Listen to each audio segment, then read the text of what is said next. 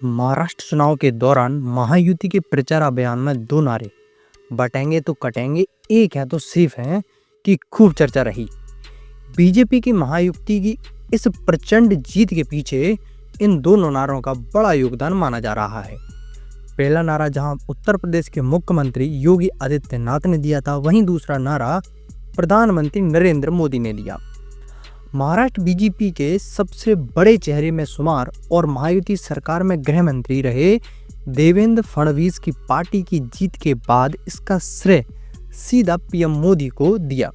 Social media platform x पर उन्होंने लिखा कि एक है तो सेफ है, मोदी है तो मुमकिन है।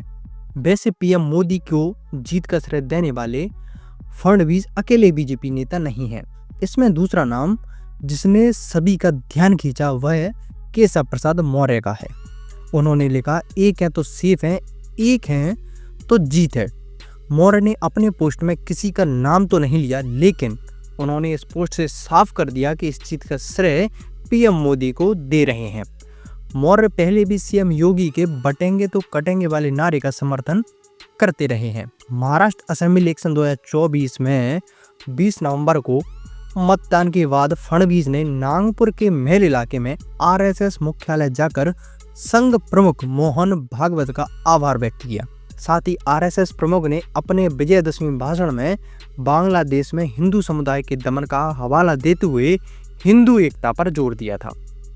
आरएसएस को पहले सिर्फ सामाजिक और सांस्कृतिक संगठन के तौर पर माना जाता है, लेकिन अब वो बीजेपी के लिए चुनावी रणनीति बनाने और उसे अमल में लाने में महत्वपूर्ण भूमिका निभा रहा है। इस बदलाव की शुरुआत 1980 के दशक में तीसरे सर संघ प्रमुख बाला साहेब देवरस के समय में हुई थी। हाल ही में संपन्न हुई महाराष्ट्र विधानसभा चुनाव में आरएसएस की सक्रिय भागीदारी और बीजेपी की शानदार जीत इस बात का ताजा उदाहरण है कि आरएसएस के इस नए रूप ने सबको चौंका दिया है।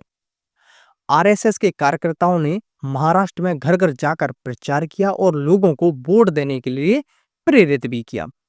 आरएसएस के वरिष्ठ प्रचारक दिलीप देवधर का कहना है कि इस बार आरएसएस ने चुनाव प्रचार की कमान अपने हाथ में ली। महाराष्ट्र चुनाव में बीजेपी को मिली बड़ी जीत के पीछे आरएसएस की रणनीति और चुनाव प्रबंधन आरएसएस का बहुत बड़ा हाथ है।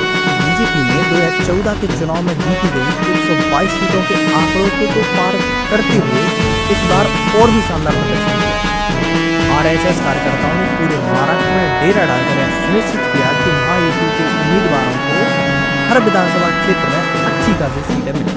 दिलीप देवधर का कहना है कि संघ ने महाराष्ट्र के चुनाव प्रचार की पूरी कमान अपने हाथों में ली।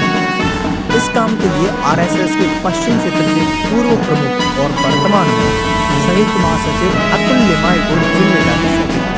54 वर्षीय लिमाय जो पेशे से इंजीनियर है, काम के प्रति बेहद समर्पित और मीडिया से दूरी बराबर रखते हैं। लिमाय ने महाराष्ट्र चुनाव की तैयारी आरएसएस के प्रचार विभाग से जुड़े लोगों के एक विशाल सम्मेलन के साथ शुरू की।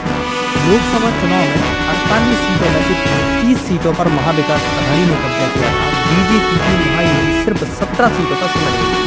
इस हार ने बीजेपी की रणनीति बदलने के लिए मजबूर कर दिया। शिंदे सरकार महाराष्ट्र में लाडली बहना योजना, बेरोजगारों को भत्ता जैसी स्कीमें लेकर आई, फिर आक्रामक प्रचार अभियान छेड़ दिया गया।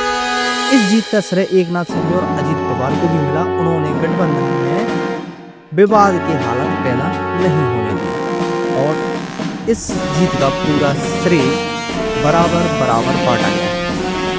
एक तरफ एकनाथ शिंदे, अजित पवार ने भी अहम भूमिका निभाई है और घर घर जाकर आरएसएस के कार्यकर्ताओं ने भी अपना योगदान दिया और योगी के बटेंगे तो कटेंगे और मोदी के एक रहेंगे तो फिर रहेंगे के नैरेटिव ने इस बार महाराष्ट्र में महायुति की सरकार बना दी है।